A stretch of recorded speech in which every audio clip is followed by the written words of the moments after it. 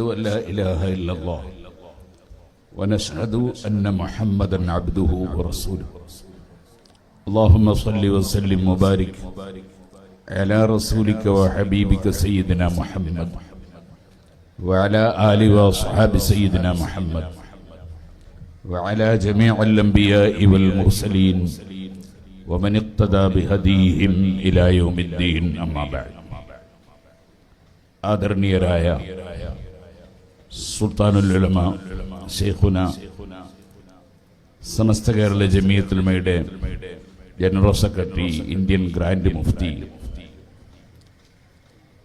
അടക്കമുള്ള സമസ്ത കേരള ജമിയത്തുൽ ഉലമയുടെ vice president Sayyid Ali Bafaqy Thangal, secretary കൂടിയായ ഇതിന്റെ നായകൻ കൂടിയായ സയ്യിദ് ഇബ്രാഹിം അൽ ഖലീൽ ബുഖാരി തങ്ങൾ, മറ്റ് ധാരാളം പണ്ഡിതന്മാർ, സാദാത്തുക്കൾ, സമുന്നതരായ വ്യത്യസ്ത മതങ്ങളിലും പാർട്ടികളിലും എല്ലാമുള്ള രാഷ്ട്രീയ സാംസ്കാരിക നേതാക്കൾ, സുഹൃത്തുക്കൾ,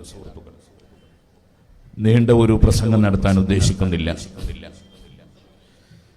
സുബ്ഹി നിസ്കാരത്തിനു വേണ്ടി ഒതുവെടുത്തുകൊണ്ടിരിക്കുമ്പോൾ ബേക്കിൽ നിന്ന് ഒരാൾ വന്ന് തലക്ക് ഒരടി കൊടുത്തു. വല്ലാതെ വേദനിച്ചു, വല്ലാതെ വിഷമിച്ചു. തിരിഞ്ഞു നോക്കുമ്പോൾ തൊട്ടടുത്ത വീട്ടിലുള്ള ഒരാൾ ഓടുന്നത് കണ്ടു. അദ്ദേഹത്തിന്റെ പേരിൽ കേസ് കൊടുത്തു. കോടതിയിൽ കേസ് വിചാരണക്കെടുക്കുമ്പോ വക്കീലന്മാര് പറഞ്ഞു, അദ്ദേഹം നിങ്ങളെ അടിക്കുന്നത് കണ്ടോ എന്ന് ചോദിച്ചാൽ കണ്ടു എന്ന് പറയണം. അപ്പോൾ ആ മഹാൻ പറഞ്ഞു, ആ മഹാൻ വെളിയങ്കോട് തട്ടാങ്കര കുട്ടിയാമ്മ മുസ്ലിയാർ എന്ന് പറയുന്ന ഒരു പണ്ഡിതനാണ്. അവരുടെ മകളുടെ ഭർത്താവാണ് പാനായിക്കുളം അബ്ദുറഹ്മാൻ മുസ്ലിയാർ നവറല്ലാഹു മർഖദഹു. നമ്മുടെ ഈ നഗരി അവരുടെ പേരിലാണ്. സമസ്ത കേരള ജമിയത്തുൽ ഉലമയുടെ ആദ്യകാല നേതാക്കളിൽ പ്രഗത്ഭനായ ഒരു പണ്ഡിതനാണ്. കുട്ടിയാമ്മ മുസ്ലിയാർ അവറുകൾ വക്കീലിനോട് പറഞ്ഞു, ഞാൻ അങ്ങനെ പറയില്ല, കാരണം അടിക്കുന്നത് ഞാൻ കണ്ടിട്ടില്ല, ഓടുന്നതേ കണ്ടിട്ടുള്ളൂ. അതുകൊണ്ട് അടിക്കുന്നത് കണ്ടോ എന്ന് ചോദിച്ചാൽ ഞാൻ ഇല്ല എന്ന് പറയും. അപ്പൊ വക്കീല് പറഞ്ഞു, അങ്ങനെ ആ കേസ് തോറ്റുപോകും. കേസ് തോറ്റാലും ശരി, ജയിച്ചാലും ശരി, ഞാൻ ഉള്ളത് പറയും. കണ്ടോ, അടിക്കുന്നത് കണ്ടോ എന്ന് വെച്ചാൽ ഞാൻ ഇല്ല എന്ന് പറയും. അപ്പൊ ഞാൻ ഉത്തരവാദിയാവില്ല. നിങ്ങൾ ഉത്തരവാദി ആയാലും ശരി, ഇല്ലെങ്കിലും ശരി, ഞാൻ ഉള്ളത് പറയും. കോടതിയിൽ വെച്ച് അതേ ചോദ്യമുണ്ടായി. കുട്ടിയാമ്മ മുസ്ലിയാരോട്, നിങ്ങളെ ഇദ്ദേഹം അടിക്കുന്നത് നിങ്ങൾ കണ്ടിട്ടുണ്ടോ? ഇല്ല, ഞാൻ കണ്ടിട്ടില്ല. എനിക്ക് അടി കിട്ടിയിട്ടുണ്ട്. അടി കിട്ടിയ ഉടനെ അദ്ദേഹം സമീപത്തുനിന്ന് ഓടുന്നത് ഞാൻ കണ്ടിട്ടുണ്ട്. എന്നെ അടിക്കുന്നത് ഞാൻ കണ്ടിട്ടില്ല. അടിക്കുന്നത് കണ്ടെങ്കിൽ ഞാൻ എണീറ്റ് ഓടൂലേ? കേസ് കുട്ടിയാമ്മ മുസ്ലിയാർ തോറ്റുപോയി. പക്ഷേ ആ അടികൊടുത്ത അക്രമിയായ മനുഷ്യൻ പിൽക്കാലത്ത് അദ്ദേഹത്തിന്റെ തലക്ക് ഒരു ചെറിയ രോഗം വന്നു. ആ രോഗം കാരണത്താൽ അദ്ദേഹത്തിന് ഒരല്പം ആശ്വാസം കിട്ടണമെങ്കിൽ തലക്ക് അടിച്ചുകൊണ്ടിരിക്കണം. അങ്ങനെ തലക്ക് അടിച്ച് അടിച്ച് അടിച്ച് അദ്ദേഹം മരണപ്പെട്ടു. ആ മഹാനായ കുട്ടിയാമ്മ മുസ്ലിയാർ അവറുകളുടെ ജാമാതാവ് പുതിയാപ്പള അബ്ദുറഹ്മാൻ മുസ്ലിയാർ എന്ന് പറയപ്പെടുന്ന പാനായിക്കുളം അബ്ദുറഹ്മാൻ മുസ്ലിയാരുടെ പേരിലാണ് ഈ നഗരി. ബഹുമാനപ്പെട്ട പാനായിക്കുളം ഉസ്താദ് ദർസ് നടത്തുമ്പോ കുട്ടിയാമ്മ മുസ്ലിയാരുടെ മകളാണല്ലോ ഭാര്യ. ചിലപ്പോൾ ഭാര്യയോട് ചോദിക്കും, ബാപ്പയിൽ നിന്ന് പുതിയ വല്ല വിവരങ്ങളും ഇവിടെ നിങ്ങൾക്ക് തഹ്ഖീഖുകൾ കിട്ടിയിട്ടുണ്ടോ എന്ന് ചോദിക്കും. അങ്ങനെയുള്ള വിനയത്തിന്റെയും സത്യത്തിന്റെയും വക്താക്കളായ മഹാപണ്ഡിതന്മാരാൽ നയിക്കപ്പെട്ട ഒരു പണ്ഡിത സഭയാണ് സമസ്ത കേരള ജമിയത്തുൽ ഉലമ. ഇന്നത്തെ ദിവസം റജബ്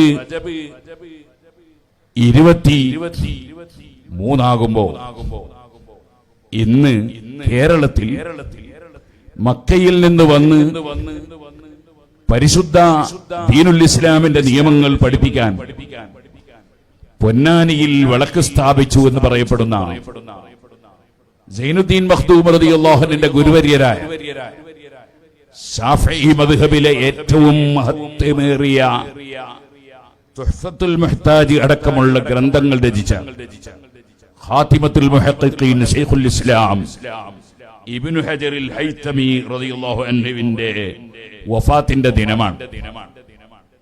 സുഹൃത്തുക്കളെ, മഹാനവറുകൾ റജബ് മാസമായതിന് ശേഷം രോഗമായി.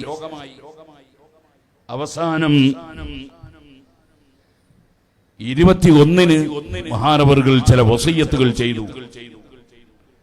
وتوفي لحظة الاثنين الثالث والعشرين من الشهر. അങ്ങനെ 974 റജബ് 23-ന് രാവിലെ ദുഹാ സമയത്ത് തിങ്കളാഴ്ച ദിവസം മഹാനവറുകൾ വഫാത്തായി. ഇന്നത്തെ ഇതേ ദിവസം അല്ലാഹു സുബ്ഹാനഹു വ തആല അവിടുത്തെ ബറക്കത്ത് കൊണ്ട് നമുക്ക് യഥാർത്ഥ ഇസ്ലാം എന്താണെന്ന് സമൂഹത്തിന് പഠിപ്പിച്ചു കൊടുക്കാനുള്ള അവസരങ്ങൾ ശൈഖുനാ ഉസ്താദ് അവറുകൾക്കും അവരെ പിന്തുടർന്ന് പ്രവർത്തിക്കുന്നവർക്കും എല്ലാ പണ്ഡിതന്മാർക്കും അല്ലാഹു തൗഫീഖ് വർദ്ധിപ്പിച്ചു തരുമാറാകട്ടെ. ഞാൻ നീട്ടി സംസാരിക്കുന്നില്ല. ഉമർ ഇബ്നുൽ ഖത്താബ് റളിയല്ലാഹു അൻഹുവിന്റെ മുമ്പിൽ കുറെ ചെറുപ്പക്കാർ ഒരു കൊലയാളിയെ കൊണ്ടുവന്ന് ഹാജരാക്കി. അവരുടെ ബാപ്പയെയാണ് അദ്ദേഹം കൊന്നുകളഞ്ഞത്. പക്ഷേ ഇസ്ലാം ഒരിക്കലും നിയമം കയ്യിലെടുക്കാൻ അനുവദിക്കുന്നില്ല.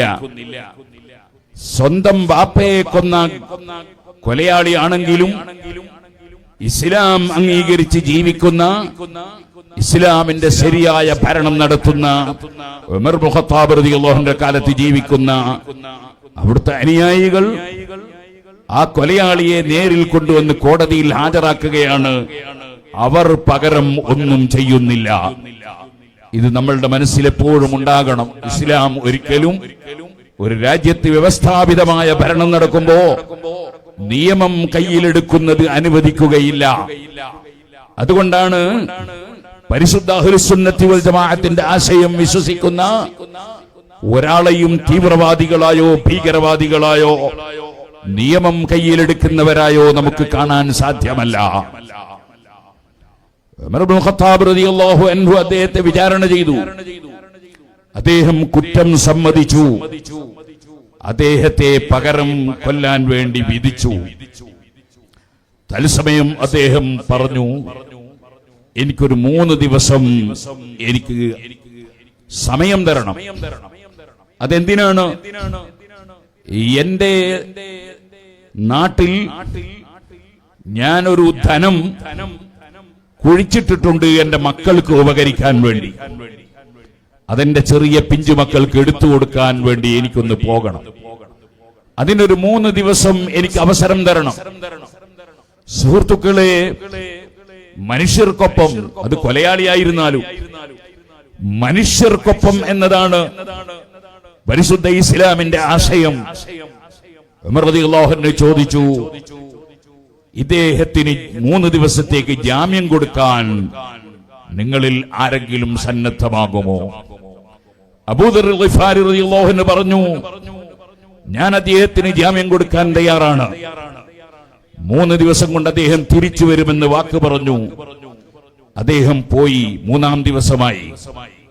3 ദിവസം കഴിഞ്ഞു. കോടതിയിൽ അദ്ദേഹത്തെ പ്രതീക്ഷിച്ചിങ്ങനെ ഇരിക്കുകയാണ്. അദ്ദേഹം വരുന്നില്ല. അബൂദർ ഗിഫാരി റളിയല്ലാഹു അൻഹുവിനെ അവിടെ വിചാരണയ്ക്ക് വിളിച്ചു. മഹാനവറുകൾക്ക് ശിക്ഷ നടപ്പാക്കാൻ പോവുകയാണ്. ആ സമയത്ത് ഓടിക്കതച്ച് ആ ഘാതകൻ വരുന്നത് കണ്ടു. അദ്ദേഹം വന്നപ്പോൾ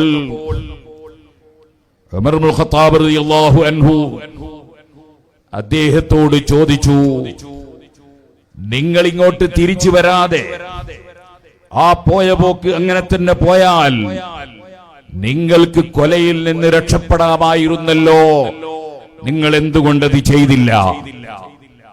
അദ്ദേഹം ആ സമയത്ത് പറഞ്ഞു, ഞാനൊരു മുസ്ലിമാണ്, എനിക്കൊരു അബദ്ധം സംഭവിച്ചു, ഞാനൊരു ദുർബല നിമിഷത്തിൽ ഒരാളെ കൊന്നുപോയി, അത് തെറ്റാണെന്ന് ഞാൻ സമ്മതിക്കുന്നു.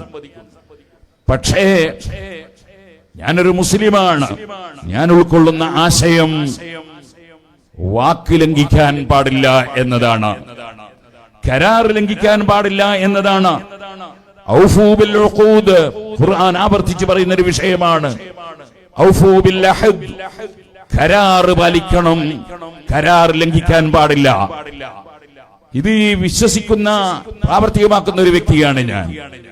ഹസീതു അൻ യുഖാല ദഹബ അഹ്ലുൽ വഫാഇ ബിൽ അഹദ്, കരാർ പാലിക്കുന്നവരൊക്കെ കഴിഞ്ഞുപോയി, ഇപ്പോൾ മുസ്ലിം സമുദായത്തിൽ കരാർ പാലിക്കുന്ന ആരുമില്ലെന്ന് സമൂഹം വിലയിരുത്തുമെന്ന് ഞാൻ ഭയപ്പെട്ടു.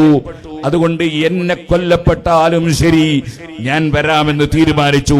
ഈ സമുദായത്തിന് പരിക്ക് പറ്റാൻ പാടില്ല. അബൂദർ ഗിഫാരി റളിയല്ലാഹു അൻഹു ചോദിച്ചു, അല്ല അബൂദർ, നിങ്ങൾക്ക് ഇയാളെ പരിചയമുണ്ടോ? ഇല്ല. പിന്നെ നിങ്ങൾ ഏത് ധൈര്യത്തിലാണ് ഇദ്ദേഹത്തെ ജാമ്യത്തിനെടുത്തത്? അബൂദർ ഗിഫാരി റളിയല്ലാഹു അൻഹു പറഞ്ഞു, ഹസീതു അൻ യുഖാല, ഞാനും ഭയപ്പെട്ടു, സമൂഹം വിലയിരുത്തൂലേ. എന്ത് ദഹബ അഹ്ലുൽ കറമി വൽ മുറുവ, അതേ വ്യക്തിത്വമുള്ളവർ, പക്വതയുള്ളവർ, അതേ മറ്റുള്ളവർക്ക് ഉപകാരം ചെയ്യുന്നവർ, മാന്യതയുള്ളവർ ആരുമില്ലെന്ന് ജനങ്ങൾ വിലയിരുത്തൂലേ. അതുകൊണ്ട് ഒരു ദുർബല നിമിഷത്തിൽ തെറ്റ് ചെയ്തു പോയ ഈ മനുഷ്യനെ, അദ്ദേഹത്തിന്റെ പിഞ്ചുമക്കൾ ഒരു തെറ്റും ചെയ്തവരല്ല, ആ പിഞ്ചുമക്കൾക്ക് സൂക്ഷിച്ച ധനം എടുത്തു കൊടുക്കാൻ വേണ്ടി നാട്ടിലേക്ക് പോയി തിരിച്ചു വരാനുള്ളൊരവസരം കൊടുക്കാൻ ജാമ്യം നിൽക്കാൻ ആരുമില്ലെങ്കിൽ നമ്മളെ കൂട്ടത്തിൽ മാന്യതയുള്ള ഒരാളുമില്ലെന്ന് വരൂലേ. അതുകൊണ്ട് അദ്ദേഹത്തെ പരിചയമില്ലെങ്കിലും ഞാൻ അതിന് തയ്യാറായി. അപ്പോൾ പിന്നെ ഇത് രണ്ടും കേട്ടപ്പോൾ ആ പിതാവ് കൊല്ലപ്പെട്ടു പോയ, അന്യായം കൊടുത്ത, കേസ് കൊടുത്ത മക്കള് പറഞ്ഞു, അഫൗന അൻഹു യാ അമീറുൽ മുഅ്മിനീൻ, ആ കൊലയാളിക്ക് ഞങ്ങളെല്ലാം വിട്ടുവീഴ്ച ചെയ്തു, അദ്ദേഹത്തെ ഒന്നും ചെയ്യേണ്ടതില്ല. ഉമർ റളിയല്ലാഹു അൻഹു ചോദിച്ചു, എന്താണ് കാരണം? അപ്പോൾ അവർ പറഞ്ഞു, ഖസീതു അൻ യുഖാല ദഹബ അഹ്ലുൽ അഫ്വി വൽ മഗ്ഫിറ, ഞാൻ ഭയപ്പെടുന്നു നമ്മുടെ മുസ്ലിം സമുദായത്തിൽ വിട്ടുവീഴ്ച ചെയ്യുന്നവരും പുറത്തു കൊടുക്കുന്നവരും മാപ്പ് കൊടുക്കുന്നവരും ആരുമില്ല എന്ന് ഈ സമുദായത്തെ വിലയിരുത്തപ്പെടൂലേ. അതുകൊണ്ട് ഞങ്ങളെ ബാപ്പ ഞങ്ങൾക്ക് നഷ്ടപ്പെട്ടു പോയി, ഇദ്ദേഹത്തെ പകരം കൊന്നതുകൊണ്ട് ബാപ്പ തിരിച്ചു വരൂല. പിന്നെ ഈ പകരം കൊല്ലുക എന്ന നിയമം വെച്ചത് തന്നെ ആളുകൾ യാതൊരു വിലയുമില്ലാതെ മനുഷ്യരെ കൊല്ലാൻ പാടില്ല എന്ന ആശയം പഠിപ്പിക്കാനാണ്. ആ ഒരു മെസ്സേജിന് വേണ്ടിയാണ് കൊന്നവരെ കൊല്ലണമെന്ന് പറഞ്ഞത്. അത് അദ്ദേഹവും അംഗീകരിച്ചു, ലോകവും അംഗീകരിച്ചു. അതിവിടെ നടപ്പാക്കാൻ സന്നദ്ധതയുള്ള ഭരണാധികാരിയുമുണ്ടെന്നത് ബോധ്യപ്പെട്ടു. ഇനി അദ്ദേഹത്തെ കൊന്നിട്ട് എന്ത് കിട്ടാനാ? അതുകൊണ്ട് ഞങ്ങൾ അദ്ദേഹത്തിന് വിട്ടുവീഴ്ച ചെയ്തു കൊടുത്തു. ഈ സമുദായത്തിന് ദുഷ്പേരുണ്ടാകാൻ പാടില്ല. നേരത്തെ ഇവിടെ ഈ പ്രദേശത്തുകാരിയായ ഒരു അമുസ്ലിം സഹോദരിയുടെ കൊലയിൽ നിന്ന് അവരെ രക്ഷപ്പെടുത്താൻ വേണ്ടി മഹാനായ ശൈഖുന കാന്തപുരം ഉസ്താദ് പ്രവർത്തിച്ചതിനെ ഇവിടെയുള്ള എംപിയും ഇവിടെയുള്ള എല്ലാവരും പ്രശംസിക്കുന്നത് കേട്ടപ്പോൾ എനിക്ക് ഈ സംഭവം ഓർമ്മ വന്നു. എന്റെ പ്രിയപ്പെട്ട സഹോദരന്മാരെ, ഇസ്ലാം അത് മനുഷ്യർക്കൊപ്പമാണ്. എവിടെയും ഇസ്ലാമിന്റെ ശൈലി അതാണ്. എല്ലാ മനുഷ്യർക്കുമൊപ്പം മാനവികത ഉയർത്തിപ്പിടിച്ചുകൊണ്ട് നിൽക്കുന്ന ഒരു മതമാണ് ഇസ്ലാം. ആ ഇസ്ലാം ഇവിടെ പ്രചരിച്ചത് ശൈഖുന അവർകൾ പറഞ്ഞില്ലേ, വാളുകൊണ്ടല്ല, മഹാന്മാരായ ആളുകളുടെ ആത്മീയത കൊണ്ടാണ്. ആ ആത്മീയത ഇവിടെ പ്രകടിപ്പിച്ച മഹാന്മാർ, അവരുടെ സ്വഭാവം എന്താണ്? ഖുർആൻ പറഞ്ഞു, വഇബാദുർ റഹ്മാനില്ലദീന യംശൂന അലൽ അർളി ഹൗനാ വഇദാ ഖാതബഹുമുൽ ജാഹിലൂന ഖാലൂ സലാമാ. അവർ വിനയാന്വിതരായി ജീവിക്കുന്നവരാണ്. അവരുടെ മനസ്സിൽ അഹങ്കാരമില്ല. അവരെ ഒരാൾ ഇങ്ങോട്ട് തെറി പറഞ്ഞാൽ അതിന് പകരം അതേ നാണയത്തിൽ തിരിച്ചടിക്കൂല. ഖാലൂ സലാമ, അവിടെയും അവർ സമാധാനത്തിന്റെ വാക്ക് പറയും. അങ്ങനെയുള്ള മഹത്തുക്കളായ ആളുകൾ മുഖേനയാണ് ഇവിടെ ഇസ്ലാം മതം പ്രചരിച്ചിട്ടുള്ളത്. അത് ഇന്ത്യയിലായാലും ശരി, മറ്റ് രാഷ്ട്രങ്ങളിലാണെങ്കിലും ശരി, ഇസ്ലാം പ്രചരിപ്പിക്കപ്പെട്ടത് അങ്ങനെയാണ്. ആ ഇസ്ലാമിനെ പൂർണ്ണമായി ഉൾക്കൊണ്ട് ജീവിച്ച ഒരു സമൂഹമായിരുന്നു രാജ്യത്തുണ്ടായിരുന്നത്. അവരാണ് പരിശുദ്ധ അഹ്ലുസ് സുന്നത്തി വൽ ജമാഅ. നബി സല്ലല്ലാഹു അലൈഹി വസല്ലമയുടെ ചര്യയും മുസ്ലിം പണ്ഡിതന്മാരുടെ കൂട്ടായ്മയും അംഗീകരിച്ചുകൊണ്ട് മുസ്ലിം സമുദായത്തിൽ ഭിന്നിപ്പുണ്ടാക്കാതെ, വിള്ളലുണ്ടാക്കാതെ, ഇസ്ലാമിന്റെ സൗന്ദര്യം മറ്റുള്ളവർക്ക് പ്രകടിപ്പിക്കുന്ന വിധത്തിൽ ജീവിച്ച മുസ്ലിം സമുദായം. ആ മുസ്ലിം സമുദായത്തെ മറ്റുള്ളവർ തെറ്റിദ്ധരിക്കാൻ ഉതകുന്ന വിധം മുസ്ലിങ്ങളിൽ ചിലർ, വളരെ ചുരുങ്ങിയ ആളുകളാണെങ്കിലും, ഇസ്ലാമിന്റെ സുന്ദരമായ ആശയങ്ങളിൽ വിള്ളലുണ്ടാക്കുകയും അട്ടിമറിക്കുകയും ഇസ്ലാമിന്റെ സുന്ദരമായ ആശയങ്ങളെ ചോദ്യം ചെയ്യുകയും പൂർവീക പണ്ഡിതന്മാരെ തള്ളിപ്പറയുകയും ചെയ്തപ്പോഴാണ് യഥാർത്ഥത്തിൽ ഇസ്ലാം തന്നെ തെറ്റിദ്ധരിക്കപ്പെടാൻ കാരണമായിട്ടുള്ളത്. ഞാൻ അതിലേക്ക് ഇപ്പോൾ കടന്ന് സംസാരിക്കുന്നില്ല. അതുകൊണ്ട് ബഹുമാനപ്പെട്ട സയ്യിദ് ഇബ്രാഹിം അൽ ഖലീൽ ബുഖാരി തങ്ങളുടെ പ്രസംഗം നടക്കാനുണ്ടല്ലോ, അതുകൊണ്ട് ഞാൻ ദീർഘിപ്പിക്കുന്നില്ല. അഹ്ലുസ് സുന്നത്തി വൽ ജമാഅ, അത് നബി സല്ലല്ലാഹു അലൈഹി വസല്ലം തങ്ങളും സഹാബികളും 4 മദ്ഹബിന്റെ ഇമാമിയങ്ങളും, ഇമാം അശ്അരിയും ഇമാം മാതുരീദിയും ഇമാം ഗസാലിയും ഇമാമുൽ ഹറമൈനിയും ഇമാം നബവിയും ഇമാം റാഫിയും, അങ്ങനെ അസംഖ്യം പണ്ഡിതന്മാർ, നേരത്തെ ഞാൻ സൂചിപ്പിച്ച അഹ്മദ് ഇബ്നു ഹജർ അൽ ഹൈതമി തങ്ങളടക്കമുള്ള മഹാന്മാർ പഠിപ്പിച്ച ആശയമാണ് സുന്നത്ത് ജമാഅത്ത്. ആ ഇബ്നു ഹജർ അൽ ഹൈതമി തങ്ങളുടെ ശിഷ്യനാണ് സൈനുദ്ദീൻ മഖ്ദൂം റളിയല്ലാഹു അൻഹു, ഫത്ഹുൽ മുഈൻ എഴുതിയ പണ്ഡിതനാണ്. ആ ഇമാം സൈനുദ്ദീൻ മഖ്ദൂമാണ് വലഖദ് കറംനാ ബനി ആദം എന്ന സൂറത്ത് പരിശുദ്ധ ഖുർആനിലെ ആ സൂക്തം ഉദ്ധരിച്ചുകൊണ്ട് മുസ്ലിമിന്റെ ഡെഡ് ബോഡിയും നജസല്ല, അമുസ്ലിമിന്റെ ഡെഡ് ബോഡിയും നജസല്ല എന്ന് രേഖപ്പെടുത്തിയ ആദരവുകൾ മനുഷ്യ സമൂഹത്തിന് ആദരവുണ്ട്. ആ മഹാനായ സൈനുദ്ദീൻ മഖ്ദൂം റളിയല്ലാഹു അൻഹു ആണ് ഹൈന്ദവരായ രാജാക്കന്മാര് ഭരിക്കുന്ന രാജ്യത്ത് മലബാറിലാണ് ഞങ്ങളുടെ ജീവിതം, ഇവിടെ ഞങ്ങൾ ഏത് മാർഗം സ്വീകരിക്കണമെന്ന് ചോദിച്ചപ്പോൾ ഗുരുനാഥന്മാർ, നിങ്ങൾ ആ ഭരണം നടത്തുന്ന ഹൈന്ദവരുമായി, അവർ നിങ്ങളുടെ മതമനുസരിച്ച് ജീവിക്കാൻ നിങ്ങൾക്ക് സ്വാതന്ത്ര്യം നൽകുന്നുണ്ടല്ലോ, അവരുമായി സൗഹൃദത്തിലാണ് നിങ്ങളുടെ ജീവിതം ഉണ്ടാകേണ്ടത് എന്ന് ഫത്വ വാങ്ങിയിട്ട് കേരള മുസ്ലിമീങ്ങളെ അത് പഠിപ്പിച്ചു കൊടുത്ത പണ്ഡിതനാണ് സൈനുദ്ദീൻ മഖ്ദൂം റളിയല്ലാഹു അൻഹു. അതുകൊണ്ട് തീവ്രവാദത്തിനോ ഭീകരവാദത്തിനോ വർഗീയവാദത്തിനോ അക്രമത്തിനോ അനീതിക്കോ അഴിമതിക്കോ പരിശുദ്ധ അഹ്ലുസ് സുന്നത്തി വൽ ജമാഅത്തിൽ ഇടമില്ല. അതിനെ ഇവിടെ നിലനിർത്താനും അതിന്റെ ആശയം ഇവിടെ എന്നും എടുത്തു കാണിക്കാനുമാണ് സമസ്ത കേരള ജമിയത്തുൽ ഉലമ. അതിന്റെ 100ാം വാർഷികമാണ് നടക്കുന്നത്. അതിന്റെ സെന്റിനറിയോടനുബന്ധിച്ച് നടക്കുന്ന അതിന്റെ ബഹുജന സംഘടനയായ കേരള മുസ്ലിം ജമാഅത്തിന്റെ കീഴിലുള്ള കേരള യാത്രയിലാണ് നമ്മൾ സംഗമിച്ചുകൊണ്ടിരിക്കുന്നതും പങ്കെടുത്തുകൊണ്ടിരിക്കുന്നതും. നിങ്ങളെല്ലാവരുടെയും സർവ്വസഹായ സഹകരണങ്ങളും മഹാനായ റയീസുൽ ഉലമയും സുൽത്താനുൽ ഉലമയും നേതൃത്വം നൽകുന്ന ഈ സംഘടനക്കും സംഘടനയുടെ ഘടകങ്ങൾക്കും ഉണ്ടാകണമെന്ന് വിനയപൂർവ്വം അപേക്ഷിച്ച് ഞാൻ എന്റെ വാക്കുകൾ നിർത്തട്ടെ.